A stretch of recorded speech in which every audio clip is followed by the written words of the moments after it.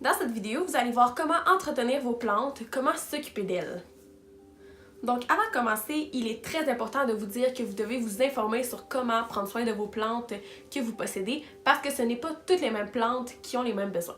Par exemple, il y a des plantes comme le lierre qui ont besoin d'être à l'ombre, des plantes comme les plantes grasses qui ont besoin d'eau de temps en temps et des plantes comme le papyrus qui a besoin d'être constamment dans l'eau.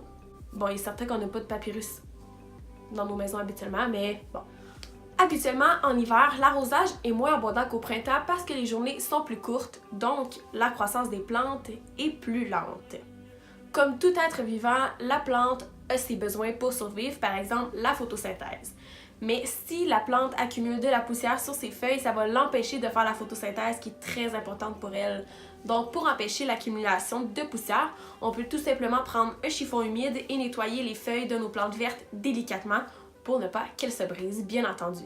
De plus, à l'intérieur, par exemple, des maisons, des classes, des bureaux, l'atmosphère a tendance à être très sèche, ce qui est néfaste pour les plantes. Donc pour ça, on pourrait prendre un petit vaporisateur, le remplir d'eau et parfois rafraîchir nos plantes tout simplement. Donc pour le côté plus esthétique, on peut tailler les plantes, donc leur faire des formes originales, les tailler comme on veut pour notre décor.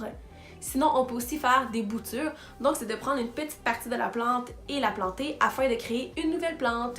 Donc ça peut être un projet très amusant à faire, vous pouvez faire des plantes pour vos amis, etc. Quelque chose qu'on ne pense pas souvent, c'est de changer le pot de nos plantes parce que le pot peut devenir trop étroit pour la plante et celle-ci peut avoir des problèmes de croissance à cause de ça. Parfois aussi, pour donner une nouvelle vie à nos plantes, on peut tout simplement faire du rempotage, donc changer la terre dans laquelle elles se situent. Donc j'espère que cette vidéo vous a aidé à savoir comment entretenir vos plantes, vous a donné des petits trucs, vous a appris des choses. Donc n'oubliez surtout pas de vous informer sur la manière d'entretenir vos plantes d'intérieur et d'extérieur, bien entendu. On va essayer de développer le pouce vert ensemble.